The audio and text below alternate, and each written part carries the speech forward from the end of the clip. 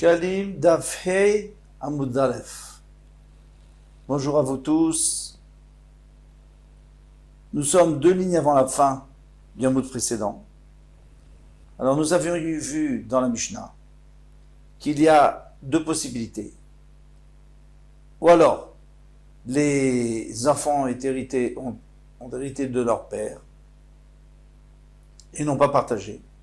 Donc dans ce cas-là, ils n'ont pas besoin d'apporter un kalbon parce que c'est comme si le père avait donné pour eux.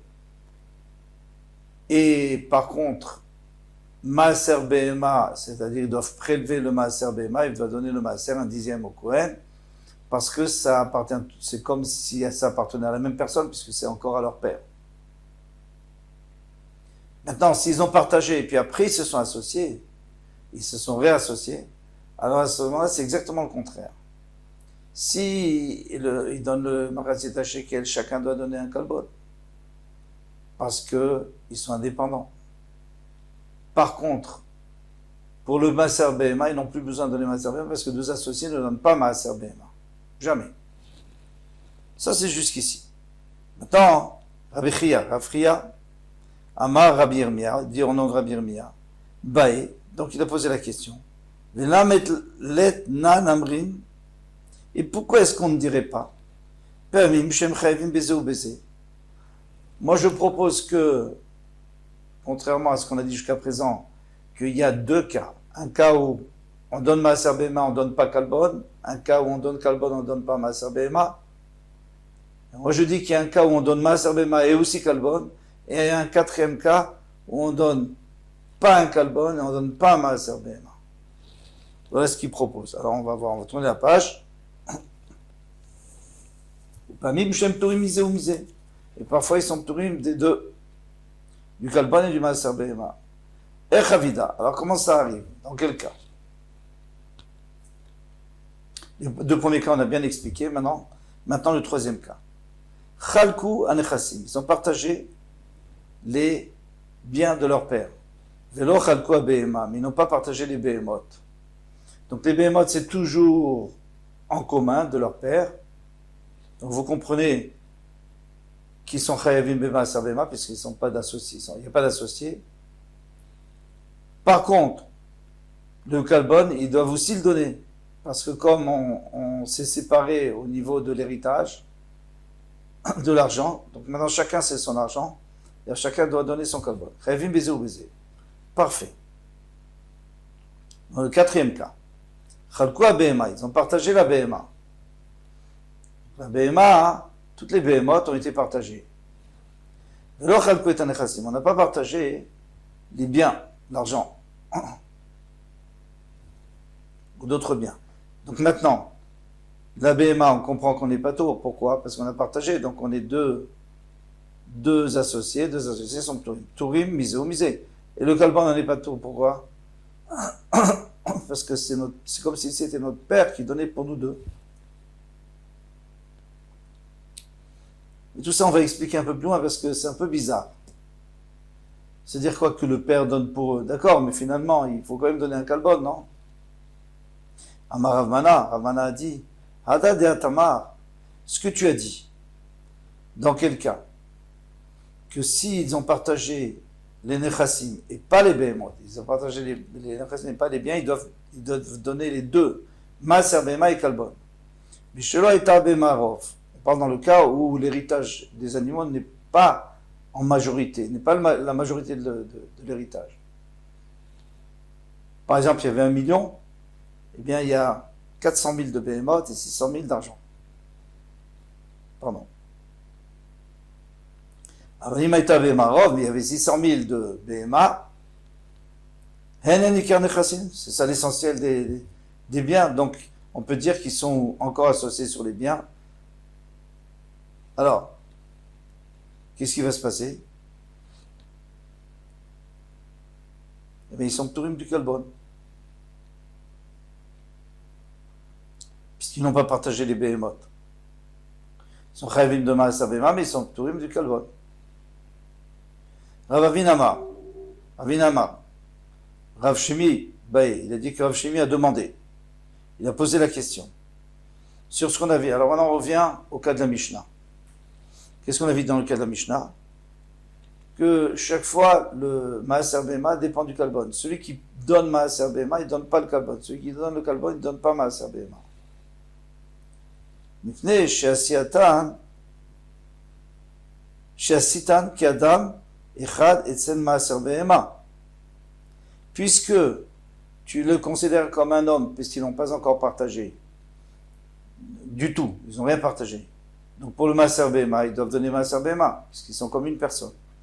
Atapotro-mina kalbon, alors non, tu veux dire qu'il n'a pas besoin de payer le kalbon, puisque c'est une personne, c'est comme le père qui payait pour ses enfants. Alors quoi, ils sont ptorim du kalbon? Pourquoi c'est tellement simple qu'ils sont ptorim du kalbon?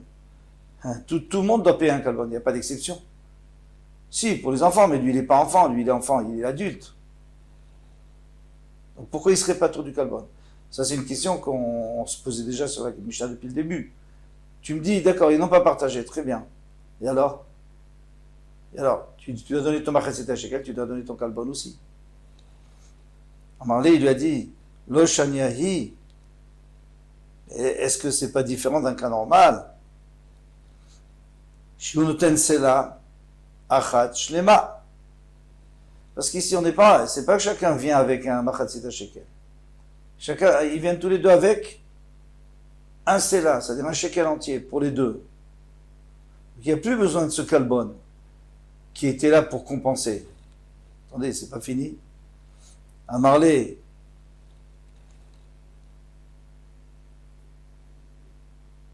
lo shanei shunoten sela echad shlema. Bon, ça c'est la question.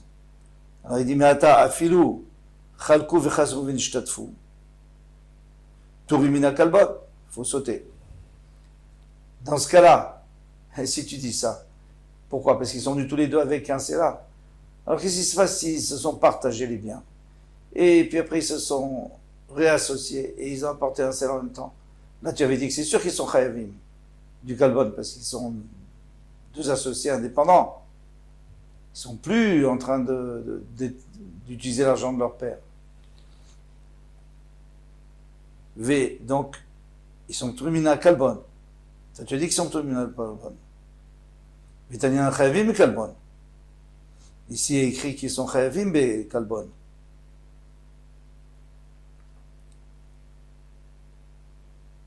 Je reprends. Mais attends, maintenant. Afilu chalku v'chazru nishtatfu. Turimid kalbon. Il devrait être pas du kalbon. Pourquoi? Parce qu'ils viennent toujours avec un seul mané. Un seul sela. Un seul shekel, si vous voulez.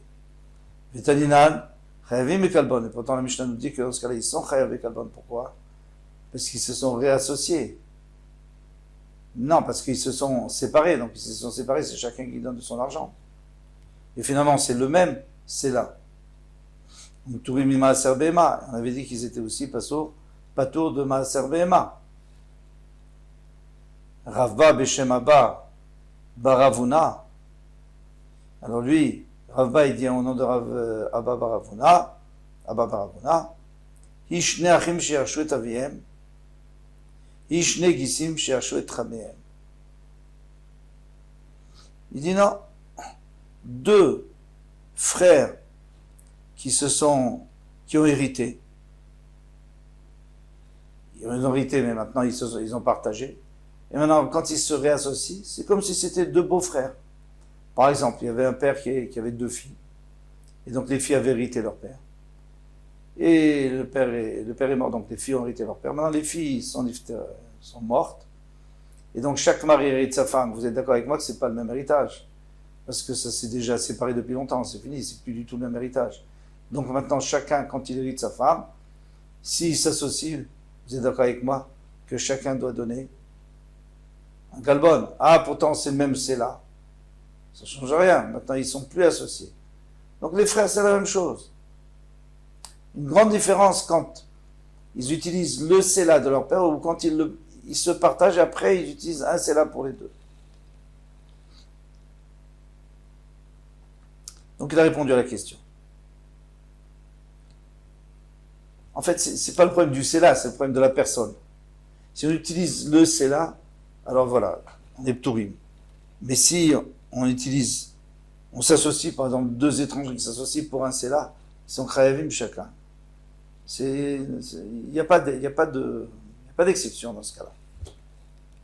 Maintenant, pour terminer, les chanayu à kalbonot noflin. Qu'est-ce qu'on faisait avec ces kalbonot? D'accord, Machassid HaShekel, on sait qu'on va acheter des kalbonot avec. Qu'est-ce qu'on fait avec les kalbonot qui sont en plus? Rabbi Meir Omer les shkalim. Tout simplement, ça va avec les shkalim, puisque d'après Rabbi Meir, on sait très bien que c'est pour compenser. Puisque la Torah nous a imposé, elle nous a dit, je voudrais que le Machassid HaShekel soit entier, comme Hachem a montré à Moshe Rabbeinu. Il doit être entier, et s'il manque un peu, alors il faut rajouter un kalbon, donc ça fait partie des shkalim, il n'y a pas de problème. Rabbi Elazar Omer, Nindava. Il dit que ça va pour Nedava. C'est-à-dire on apporte des korbanot, lorsqu'il n'y a plus rien sur Misber, on apporte des korbanot Nedava. Parce que lui, il ne va pas d'après Rabbi Meir. Lui, il va d'après les Chachamim. C'est en plus. Rabbi Shimon Shizul Omer, Rikwa Zav. Eh bien, on rajoute une couche, des fois d'or sur le Misber, parce qu'elle s'use avec le temps. Et si pouille les Kodesh Kodashim. Et on embellit, comme ça, on plaque le Kodesh Kodashim. Tous les murs, par terre, tout ce qu'on a en plus comme or, on l'utilise. Mais dans Ayomer, Shulchanim, Ayonotlim, Otam, Bisraran. Non, les Shulchanim, ceux qui échangent, ils sont obligés de recevoir un salaire, parce que eux, ils sont là, ils s'assoient, ils attendent. Et ils ne sont pas payés pour ça. Donc ils ont fermé leur magasin, ils viennent ici pas ici, partout, dans tout le pays, pour récolter échanger, récolter les Machassid HaShekel. Il faut qu'ils rapportent tout ça à Yerushalayim. Donc il faut voyager.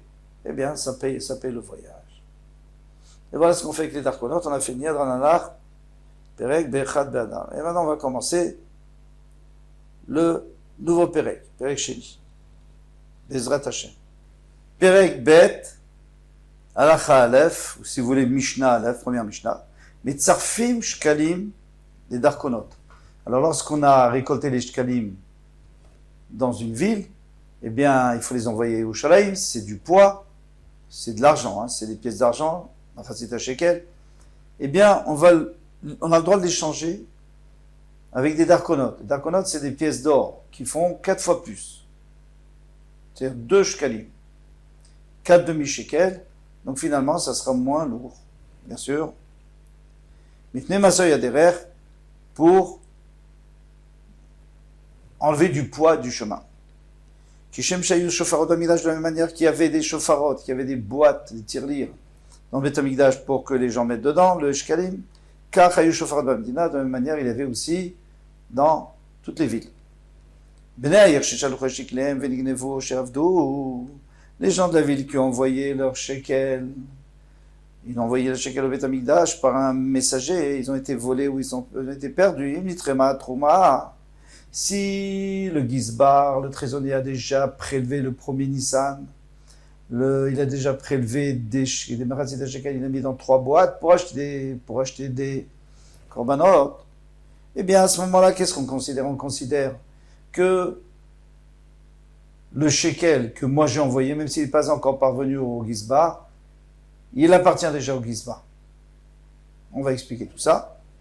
Et alors, Nishmaim Gizbarim, alors le shliach qui doit jurer, bien sûr, il est chômeur, il est gardien, il doit jurer qu'il n'a pas commis d'égligence, eh bien il doit jurer au trésorier. Il me lave. Mais si pour l'instant on n'a pas encore prélevé, donc ça appartient toujours aux gens de la ville, donc Nishmaim Dibnaïr, et puis après il leur donne, voilà, ou Bnaïr Shoklim Tartem. Maintenant les gens de la ville, ils sont obligés de donner un deuxième shekel, l'envoyer au Beth Amikdash. Nimtseo Shir Zirum Ganavim. Maintenant, on a retrouvé ces shkalim qui étaient perdus, où les voleurs, ils ont rendu, ils ont fait des chouvas. Et le shkalim. Eh bien, maintenant le Beth Amikdash a gagné, parce que les shkalim qu'on a envoyés à la place, c'est à eux, et ces shkalim, ils étaient à eux. Donc, on ne peut pas prendre quelque chose qu'on a sanctifié et le profaner, c'est pas possible. Donc, tout va au Beth Amikdash. Et qu'est-ce qu'on en fait? On verra dans la Gemara. Venolim laem les shana haba, et ça ne servira pas pour l'année prochaine. Tu ne peux pas dire j'ai envoyé 2 cette année, donc l'année prochaine j'envoie rien. Maintenant, la Gemara demande, on a dit au début qu'on pouvait le transformer en pièces d'or. Ça s'appelle dinar zahav. Dinar en or. D'arconot. Viasot au margaliot. Moi, j'ai une meilleure solution. Tu prends 10 ou 100 shkalim et tu les transformes. Tu achètes avec une pierre précieuse et tu apportes la pierre précieuse. C'est 10 fois plus facile. Mais la Gemara répond chez Matazila Margaliot de peur que, avant d'arriver chez le Gizbar, chez le trésorier, il baisse. Vous savez, tout ce qui se vend monte et descend. Par exemple, une pierre précieuse, ça dépend combien on en a, ça dépend de l'offre et de la demande. Donc ça peut monter comme ça peut descendre. Et alors ils vont perdre au Beth Amikdash. Ils auront moins que le Khatsi Shekel. Mais donc le Hikdash va perdre. Comme on a enseigné là-bas en Bavel, Vekula Nifdim Vekesef, ou Bisha Vekesef. On peut tout racheter, par exemple un bébé faut donner au Kohen pour racheter le bébé. On n'est pas obligé de donner de l'argent. On peut donner aussi quelque chose qui a la valeur de l'argent. Des ustensiles. Ou du Hikdash qu'on a envie de racheter. Nifdim, on peut racheter Bekesef. Avec de l'argent, on va acheter avec Kesef. Ou avec quelque chose qui vaut de l'argent. L'équivalent de l'argent. Khus Mishkalim. Mais les Shkalim, non. Les Shkalim, il faut donner vraiment la pièce d'un shekel. Ah, maintenant, Ven Podim Kelim. Mais on ne peut pas racheter avec des Kelim. C'est-à-dire que tu peux pas non plus mettre sur une pierre précieuse. Maintenant, pourquoi est-ce qu'on peut mettre pour l'or? Parce que comme c'est trop lourd, alors ils ont permis de mettre pour l'or, on va expliquer tout ça. Shmuel, Vitzrak, Shema Yazilu Kelim, de peur que les Kelim baissent. Ça, c'était là-bas, en Bavel, qu'on avait enseigné ça. Alors le Hikdash va perdre. Donc c'est pour ça qu'on peut pas, là-bas, on peut pas racheter, là-bas on avait dit qu'on peut pas racheter avec des Kelim. Ofacha, alors ici dans notre cas aussi, Nami, Shema Tazil Margaliot, peut-être que la pierre précieuse va baisser. Venim sa Hikdash mafsid, et le Hikdash va perdre. Très bien. Maintenant la Gemara nous dit autre chose. Alors il faut quand même expliquer la différence entre, alors on a plusieurs valeurs. Il y a l'or, l'argent et le cuivre, les petites pièces. À part ça, on a des kélim, des objets de valeur, etc. Eh bien, tout ce qui est objet, nourriture, ça n'a pas de préfixe. L'or n'a pas de préfixe non plus. Il baisse, il monte. Le cuivre baisse et monte. Il n'y a que l'argent. L'argent, c'est la valeur. C'est la référence. Ça a toujours été la référence. Aujourd'hui, peut-être pas tellement. Non, aujourd'hui, c'est pas ça. C'est la monnaie du pays, mais qui est souvent en papier, ou même virtuelle. Mais la valeur au temps de la Gemara, c'était l'argent. Alors, normalement, on ne devait pas changer ces deux mishkalim en or. Mais comme l'or baisse rarement, donc on a dit, allez, on le laisse, à cause du poids. Mais pas autre chose. Matnita, betaklin, betiklin, chadetin. Toute notre Mishnah qui nous a dit qu'il fallait mettre des stands dans tout le pays pour récolter ça, c'est les nouveaux, c'est-à-dire les demi-chatsi shekel d'aujourd'hui, de cette année. Aval, betiklin, nadekil, mais si quelqu'un n'a pas donné l'année dernière, il vient pour se rattraper, et l'obeda, non, juste à Yerusha, juste au Beth Amikdash, une boîte au Beth Amikdash. Betaneken, et ainsi on enseigne dans une Mishnah, ou dans une Braïta, Atikin Bamikdash, Ven Atikin Bamedina. Les anciens Shkalim, il y a une boîte dans le Mikdash, mais pas en dehors du Beth Amikdash. Matnitin Beshomer Chinam. Tout ce qu'on a dit ici, c'est Shomer Chinam. Que lui, si ça a été perdu ou volé, eh bien, il n'est pas tort, parce qu'il doit jurer qu'il n'a pas commis d'exigence. Donc il jure, il n'est pas tort. Alors, ça dépend. Des fois, il jure tant que c'est avant le prélèvement, la Troumatalishka, donc il jure aux gens de la ville. Après, il va jurer au Gizbarim. Mais si les Shomer Chinam, les Shomer Sacham, mais s'il est gardien rémunéré, l'Obeda, il ne peut pas jurer du tout. Qu'est-ce qu'il va jurer? Il n'a pas commis d'exigence, ça ne sert à rien. Ça a été volé, il est khayar, et il est rémunéré pour ça. Amar Rabbi Abba dit, il va filouter ma vie shomer sachar. Il dit, je peux m'arranger que ça soit un shomer sachar. Nignevu belistim mezouyan. Ah, alors ils ont été volés les chayav. Non, il n'est pas chayav parce qu'ici, il s'agissait d'un bandit armé. Un bandit armé, ça s'appelle honnête. Cas de force majeure, il jure que c'est un cas de force majeure et même le shomer sachar, donc le gardien rémunéré, est pas tout. Avadou, alors on question de dire il a perdu. Perdu, tu peux pas me dire que c'est. On l'a attaqué, on l'a pas attaqué, il a perdu. Par exemple, dans le cas où il était en bateau et son bateau a sombré, c'est vraiment un cas de force majeure. Donc voilà, c'est au fond de la mer, ça a été perdu. Amar Rav Yossi vers Simon a dit Atia qui manda marton vima la gavouille velatid li gavot. Alors parce qu'il y a une marloquette, est-ce que lorsque le trésorier prélève la lishka, Trumat lishka, le premier Nissan, pour acheter les corbanotes, est-ce qu'il prélève et il pense aussi à ceux qui vont arriver, qui ne sont pas encore là. Par exemple, notre cas où ça a été envoyé. Alors, est-ce que il pense à ça? Et à ce moment-là, les gens, ils sont yotse, ils sont quittes, même avant qu'ils arrivent leur shkalim, à la gavouille, velatid les gavot, ce qui a été encaissé, ce qui va être encaissé. Beram, cependant, qui madame Ariane Tomin Lola dit vous, velatid les gavot, mais d'après celui qui dit que non, on pense que à ceux qui sont là, pas les autres. L'obéda, ça ne sera pas le même dit. Donc de toutes les manières, il devra jurer à qui? Aux gens de la ville, parce que le Gizbar, il n'a rien à faire avec ça. C'est pas moi qui perds. C'est toi. Tant que c'est pas arrivé chez moi, moi j'ai rien. Et vous me devez rien. Si vous me devez des nouveaux, mais ceux-là, tu n'as pas besoin de me jurer. Tu jures aux gens de la ville parce que c'est eux qui devront payer un deuxième.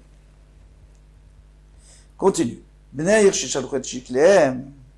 gens de la ville qui ont envoyé leur shekel, Amar Rabbi Elazar, des Rabbi Shimon dit.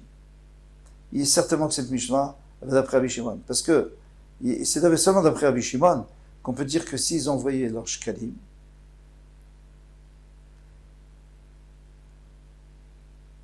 on va voir tout de suite. Rabbi Shimon dit, Rabbi Shimon, parce que Rabbi Shimon dit, Kodashim shucheh b'achayotam, kinechasavem, les Kodashim, pour lesquels j'ai une obligation de les remplacer. On va voir tout de suite le cas. Je dois les remplacer, c'est comme si c'était mon argent. Donc si maintenant toi tu m'as perdu, tu dois me jurer, sinon tu dois me payer. Mais d'après les Chachamim, qui disent qu'à partir du moment où c'est Ekdesh, alors, tu ne peux pas me dire que c'est mes shkalim qui ont été perdus. Si un shomer china, un gardien bénévole, perd le shekel, je sais pas, je lui donne ma montre à garder. Il la perd, il doit me payer, bien sûr, ou il doit me jurer qu'il n'a pas commis de négligence. Mais quand je lui donne des kadashim, mais ces kadashim, c'est pas vraiment mon argent qu'il est en train de me perdre. C'est que comme le gizbar, le trésorier ne va pas recevoir, donc il va me réclamer et je devrais payer. C'est-à-dire il m'a causé une perte, mais il m'a pas, c'est pas une perte directe, c'est une perte indirecte. Or, selon les Chachamim, il est pas tout. Selon Rabbi Shimon, il est chayav. Donc ça va d'après Rabbi Shimon. Amar Rabbi Yochanan divra kol hi mishum shvat takana. Et Rabbi Yochanan dit non, on peut dire que ça, même d'après les Chachamim. Et pourquoi il faut jurer? C'est juste une takana. Normalement, il est pas tout. Parce qu'il ne m'a pas causé une perte directe. Mais, on a fait une takana Chachamim que chaque fois qu'il s'agit du Ekdesh, de quelque chose qui est Kadosh, il ne faut pas que les gens dénigrent. On dit, ouais, c'était Ekdesh, non, c'est pas à toi, alors je ne vais pas bien le garder, c'est pas grave. Non, non. Tu dois jurer que tu l'as bien gardé, parce que c'est au Ekdesh. C'est Kadosh, attention. Même si c'est pas direct, mais c'est quand même Kadosh. Très bien. Alda te de Rabbi Yochanan nicha. Non, sur Rabbi Yochanan, il n'y a aucun problème. On a tout compris. Pourquoi? Parce que Nishbaim et Gizbarim, c'est pour ça qu'on jure au Gizbarim.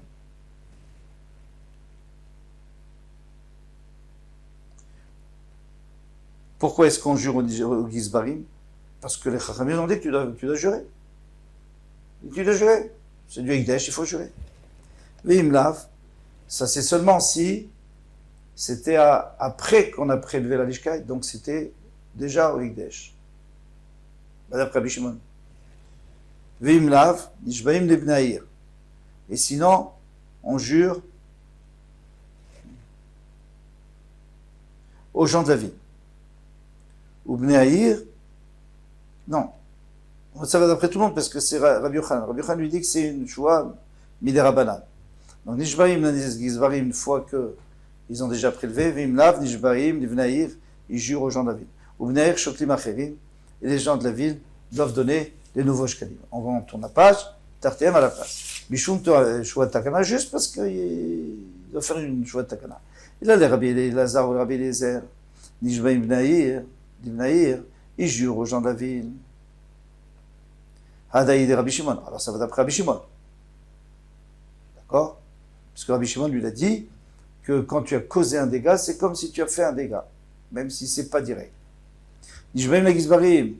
Mais maintenant, quand tu dis que si c'est après qu'on a prélevé la lishka, il faut jurer au gizbarim. Gizbarim avitayu. Qu'est-ce qu'ils sont fait là-dedans, les gizbarim? Ils n'ont rien à faire là-dedans. Ça leur appartient pas. Les gizbarim.